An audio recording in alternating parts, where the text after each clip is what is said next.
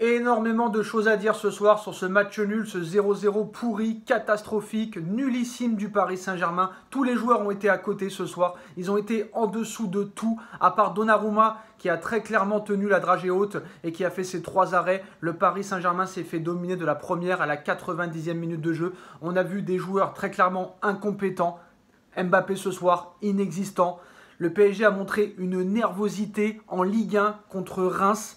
Très clairement, ce soir, c'était plus un match de catch, un match de boxe qu'on a vu plutôt qu'un match de football. On ne voit strictement plus rien dans le jeu, alors que lors des 8 premiers matchs, on avait vu un Paris Saint-Germain assez séduisant. Il y a eu ce carton rouge très bête de Sergio Ramos qui nous a pénalisé, mais même à 10 contre 11, on n'a rien montré d'autre. À 11 contre 11, on se faisait déjà dominer par le stade de Reims, qui aurait mérité pour moi ce soir, je pense, la victoire. Alors d'accord, l'arbitre a été en dessous de tout, l'arbitre a été nullissime, catastrophique, incompétent, qui a donné des cartons jaunes à tout va.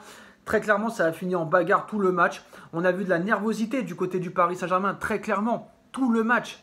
Cette équipe n'a pas confiance en elle.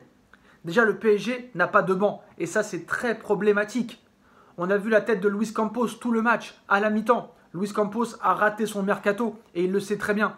Et honnêtement, je vais vous dire la vérité, s'il n'y a pas un très gros mercato hivernal, le Paris Saint-Germain n'a aucune chance, strictement aucune chance d'aller très très loin en Ligue des Champions. Même si tu as un tirage au sort de folie en 8e, en quart ou en demi, je ne sais même pas si tu aurais le niveau de battre ces équipes-là. Parce que quand tu vois quand même que Benfica, certes, qui est une bonne équipe quand même, on va pas se mentir, mais tu fais un partout, on aurait cru que tu avais fait un partout au Bayern, ou un partout au Barça ou à Manchester City, tu vois Manchester City jouer cet après-midi ou depuis le début de saison, ça va à 500 à l'heure. Si Marquinhos demain se retrouvait devant Erling Haaland, il se retrouve à l'hôpital, il fait un coma éthylique, il se retrouve à l'hôpital psychiatrique. Très clairement, nous n'avons aucune défense. L'entrejeu, c'est très compliqué. Marco Verratti est peut-être le meilleur milieu de terrain d'Europe ou fait partie du top 5.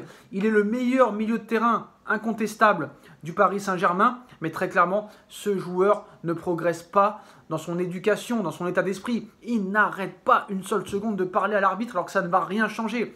Très clairement, ce soir, à part Donnarumma, tout le monde a été en dessous de tout. Très clairement. Le PSG n'a pas de banc. Si demain il y a un Manchester City Paris Saint-Germain, le PSG en prend 5 ou 6. C'est très clair.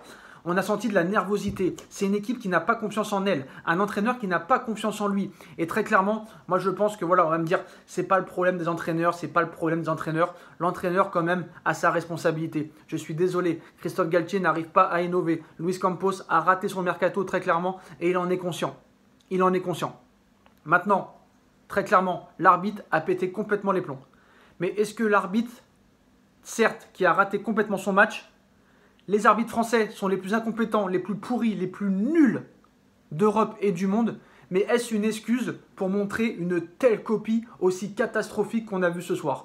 Depuis cette deuxième mi-temps contre la Juve, on ne voit plus rien, strictement rien, alors qu'on a vu 8 premiers matchs très satisfaisants et très séduisants. Comment tu peux passer d'un 7-1 à Lille, d'un 5-2 contre Montpellier, d'un 5-0 contre Clermont, d'un 4-0 contre Nantes, d'un 3-0 contre un autre Nantes, d'un 3-0 contre Toulouse, une deuxième mi-temps contre la Juve catastrophique. Et depuis ces matchs-là, on n'a strictement plus rien vu.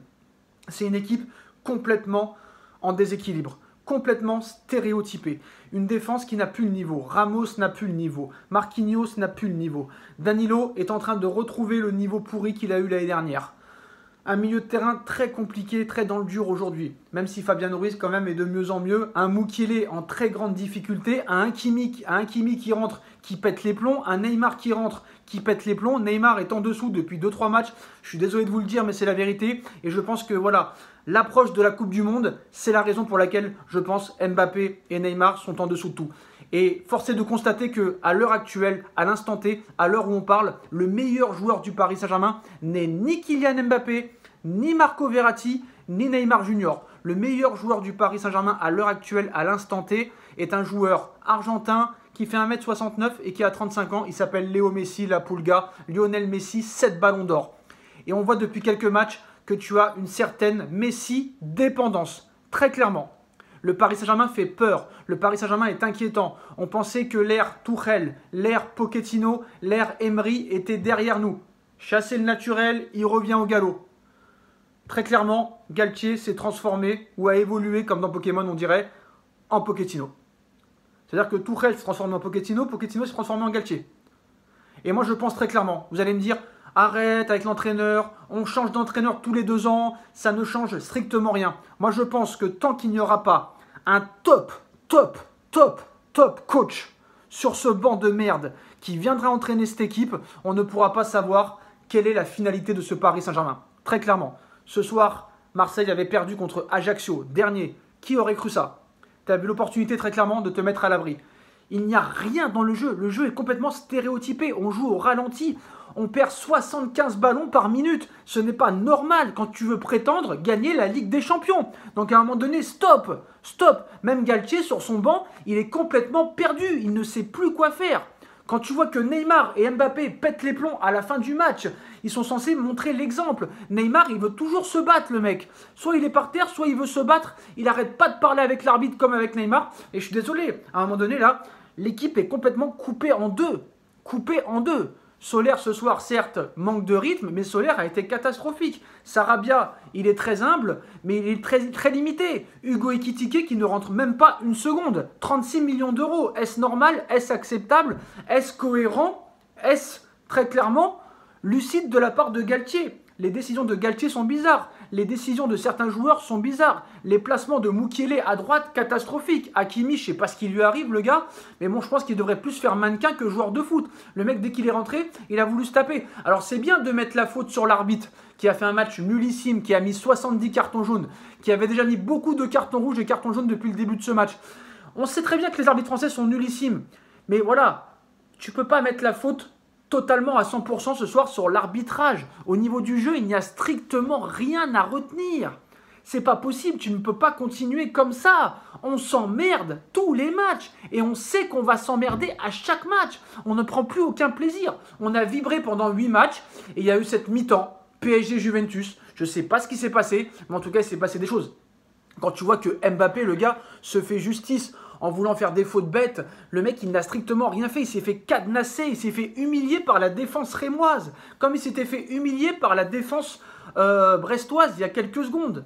Il y a quelques matchs, pardon, excusez-moi. C'est pas possible de se faire dominer contre Reims. Reims a plus couru que nous. Reims a plus tiré que nous. Reims a eu plus d'occasions que nous.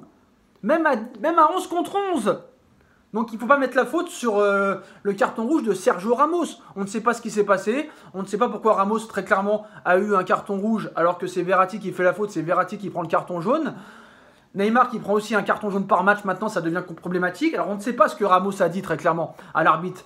On a vu qu'à un moment, il a dit « pourquoi moi » en anglais. Et après, peut-être qu'une insulte en espagnol serait sortie. Hijo de puta ou j'en sais rien. En tout cas, voilà. L'arbitre avait une tête de con. Très clairement, il avait une tête de chien, une tête de fils de pute. On va pas se mentir. Voilà, très clairement. Je ne comprends pas les rapports qu'ont les arbitres français avec les joueurs. Très clairement, tu ne peux pas leur parler. Tu ne peux pas discuter. Tu ne peux pas échanger. C'est les plus mauvais arbitres d'Europe. Et moi, je pense qu'il faudrait mettre des arbitres étrangers dans tous les championnats. Il faut arrêter que les arbitres allemands arbitrent les Allemands, les Anglais arbitrent les Anglais, les Espagnols arbitrent les Espagnols, les Italiens arbitrent les Espagnols. Il y en a marre très clairement. Et là, je suis très inquiet pour la suite de la saison pour le Paris Saint-Germain, très clairement. Parce qu'on ne voit strictement rien. Qu'est-ce que tu veux retenir ce soir de positif? À part, encore une fois, la bonne prestation de Donnarumma. Marquinhos, il est encore au Santiago Bernabéu, on n'arrive pas à l'en sortir. Bon, Ramos, pour moi, il n'est plus au niveau. Mukiele, laisse tomber, catastrophe. Hakimi, il a complètement disparu, il a complètement pété les plombs. Là, je pense que Mbappé et Neymar sont plus concentrés sur la Coupe du Monde que sur autre chose. Donc là, ça devient très inquiétant. Un Galtier qui ne sait plus quoi faire, qui ne sait plus quelles consignes donner. Et là, ça devient vraiment très inquiétant. Je pense que si le PSG ne fait pas un très gros mercato hivernal, je pense que le PSG n'ira pas très loin en Ligue des Champions. Et là, je vais vous dire la vérité, je pense qu'on va continuer sur des matchs très critiquables. On va continuer sur des purges. Voilà, ça va être des purges maintenant à tous les matchs. Je vais vous dire la vérité. Je suis très inquiet pour mardi contre Benfica, qui n'aura rien à perdre. Tout le Parc des Princes sera portugais, parce qu'il y a beaucoup de Portugais à Paris. Donc très clairement, Benfica va jouer à domicile mardi soir. Plus de Kipembe, plus de Ramos, un Marquinhos en perdition, un Danilo qui est en dessous depuis le début de saison. Danilo qui était très bon au début de saison, qui devient de plus en plus fébrile derrière. Je suis très inquiet pour le match de l'Olympique de Marseille, parce qu'en plus Marseille va vouloir jouer le match de sa vie, très clairement, surtout après cette défaite. Là, franchement, je suis très inquiet. Voilà, je vais vous dire la vérité, je suis très inquiet. En plus, journée noire aujourd'hui, il y a un bug mondial sur YouTube. Certaines vidéos ne seront pas démonétisées, ne seront pas monétisées, ou je ne sais rien. Donc c'est vraiment, voilà, une série noire dans tous les contextes. Donc on va faire quand même la vidéo avec Nono. Et puis voilà, très clairement ce soir, rien à retenir, à part que le PSG reste invaincu, c'est la seule chose positive à retenir les postos. Dites-moi en commentaire ce que vous en avez pensé, et on se retrouve tout de suite dans quelques minutes pour le débrief de Nono sur la chaîne Les Vidéos de Nono et Sacha. A tout de suite, tchuss.